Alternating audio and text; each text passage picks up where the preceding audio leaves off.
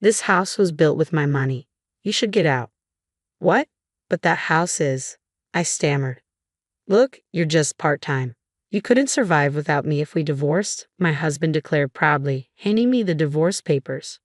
I'm 32 years old, and I currently work part-time at a local pharmacy. I met my husband, Lon, at work, and we got married 5 years ago.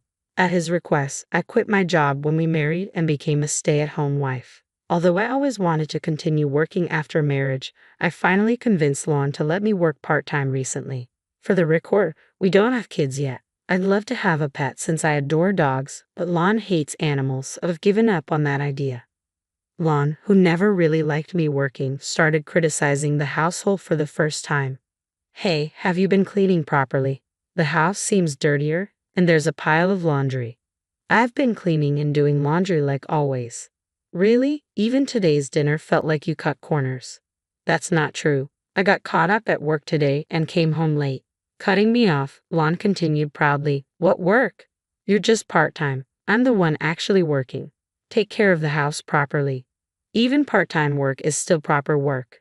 I'm the one earning the money that lets us live, so don't talk back. See? I'm right. You have nothing to say. Lon has always had a high sense of pride and probably dislikes the fact that I'm working part-time. He started looking down on me because of it, constantly bragging about how we can only live this way because of his income. Even if he's the man I chose to marry, being belittled for working part-time every time is really frustrating. Recently, Lon managed to take a day off after a long time, so we decided to visit his parents' house. Despite his annoying recent behavior, I was excited about the outing. Little did I know it would turn into the worst homecoming ever. When we arrived at his parents' home, they warmly welcomed us. That night, after finishing dinner cleanup with my father-in-law, I went to the living room and found my father-in-law fresh from the shower. My husband had apparently gone to shower as well. The atmosphere with my father-in-law, who had been cheerful until now, felt heavier than before. Callie, I heard from Lon that you've started working part-time.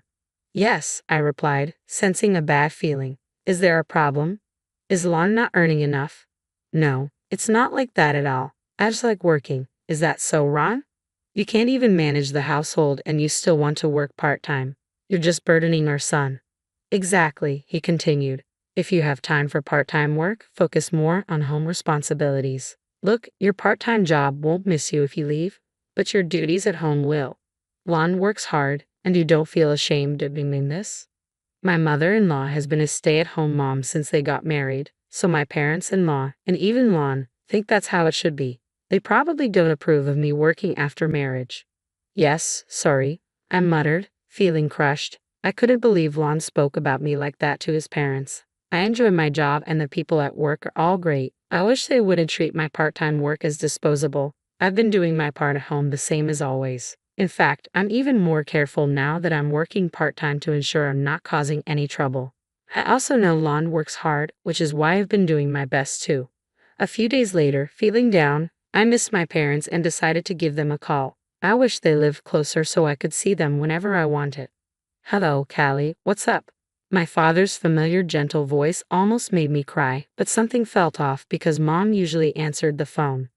Dad, it's been a while, no special reason for calling. I just wanted to hear your voice. Are both of you doing well?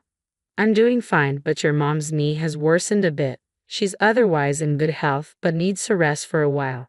Is Mom okay? My mom had injured her knee years ago, but she was fully healed, wasn't she? It's not serious. She stumbled on the stairs recently and hurt her old injury a bit. The doctor said she'd be fine with some rest. All right, tell Mom to take it easy until she feels better, and Dad, don't overexert yourself. I'll visit when I can. Got it, thanks. You must be busy, see, but don't push yourself too hard. I was glad to hear my dad's voice, but now I was worried about my mom. Well, she's not ill, just needs to rest, as my dad said. They're both getting older now. I thought of my mom bustling around the house when I lived there and felt a twinge of sadness.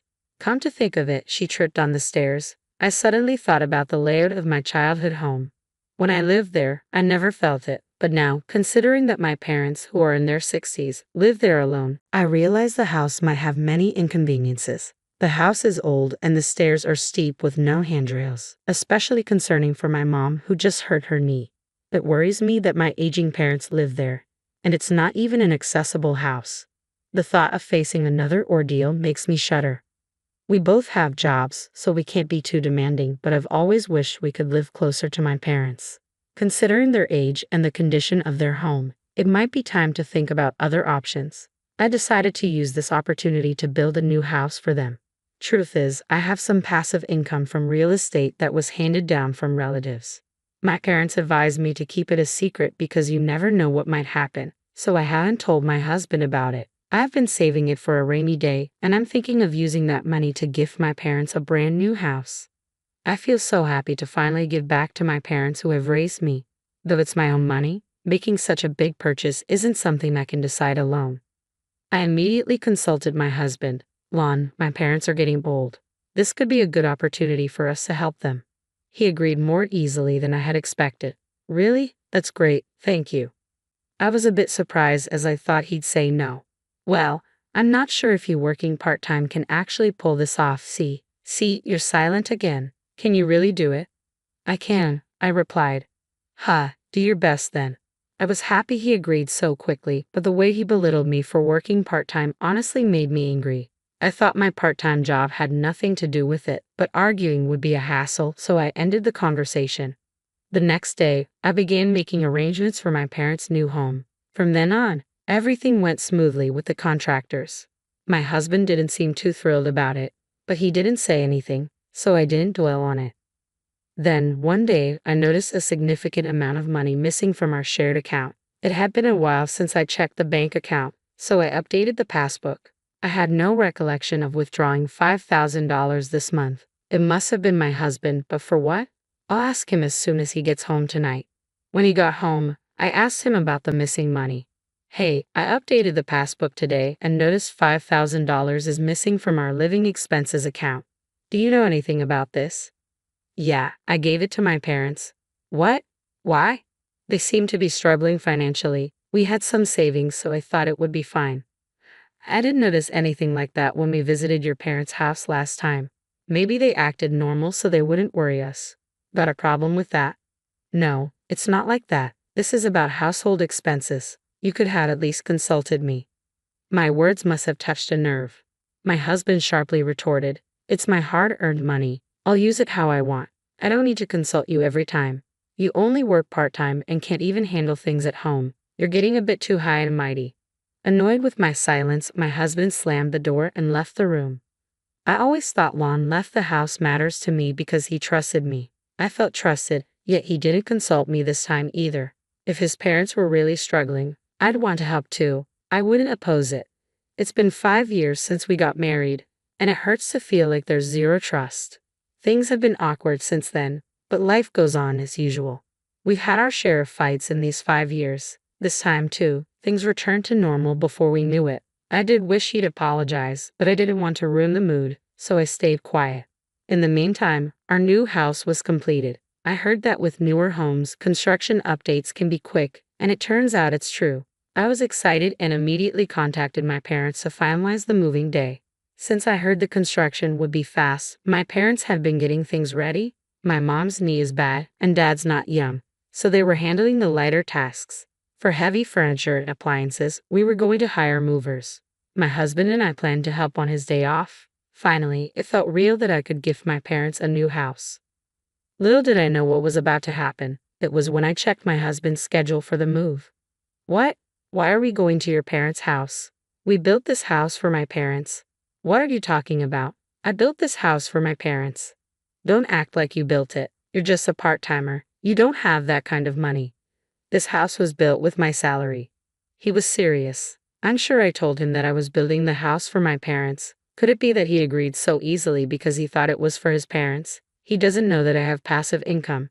At this rate, he won't believe that I built the house with my savings. I decided to tell him about my passive income. When I explained, he looked surprised for a moment, but then said, "No way that's true.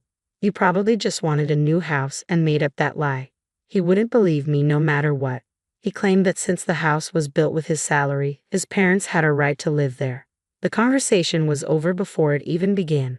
Feeling like I had no choice, I thought I'd talk about it once more tomorrow.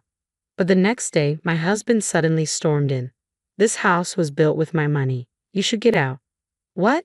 But that house is. I built that house with my savings specifically for my parents. Being told to move out all of a sudden really put me in a bind. Well, you're just working part-time, so you wouldn't make it without me if we got divorced. Divorce? Out of nowhere. I couldn't grasp what my husband was saying. Smirking, he handed me a pre-filled divorce application and left for work with a smug look on his face. My husband has been belittling me for so long, he probably never thought I'd actually go through with filing the divorce papers. He might think he's intimidating me, but I can make it without his income. Fed up, I filled out the divorce form and submitted it. I packed my bags and left the house, heading straight for my parents' home. They were surprised to see me, but once they heard the story, they welcomed me warmly.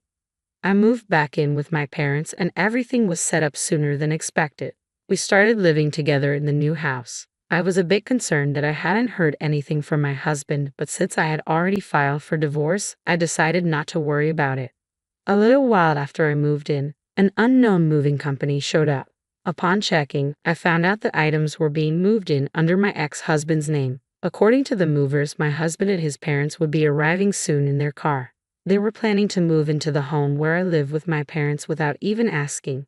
We may have been married once, but we're divorced now, so he's a stranger. Moving in like that without asking is both unbelievable and frightening. The movers were also confused. After talking with my parents, we called the police. The police confirmed since the house was in my name and we were already divorced, his entering the house could be considered unlawful entry. When my husband and his parents arrived, they were visibly shaken to see the police. His parents seemed clueless, but my husband finally seemed to understand the reality of the situation. What is going on, Juan? Explain yourself, his parents demanded. He looked extremely rattled, getting grilled by both the police and his own parents. I'd never seen him so flustered. I didn't really want to have anything to do with him anymore, but I decided to submit evidence to the police. I don't know all the details, but from what I heard through mutual friends, he had a tough time. His parents had already canceled their housing arrangements, so they had nowhere to go. There were complaints from the moving company too, and due to the evidence I submitted to the police, things got even worse for him. I had proof of his emotional abuse, audio recordings from times he really got under my skin. After all that drama, I managed to secure a settlement in the divorce. My ex-husband drained his already meager savings and is now living off his parents' support. Word got out at his workplace, making things super awkward for him. I used the settlement money to treat my parents to a vacation. They were thrilled, and so was I. I also invested the rest of the settlement and my savings to start my own business. It was a struggle at first, but now things are picking up and I'm getting some breathing room. So I finally decided to get the dog I've always wanted. Now life is fulfilling and fun every day. I'm genuinely glad I took the plunge back then. Off for a walk. Take care, dear, my mom said as I grabbed the leash. But there's another reason my days are brighter. Oh, hi Kelly, you're walking your dog too. I met this handsome neighbor while walking my dog. Hi, yeah, I'm walking my dog. Do you mind if I join you? Not at all, I replied with a smile.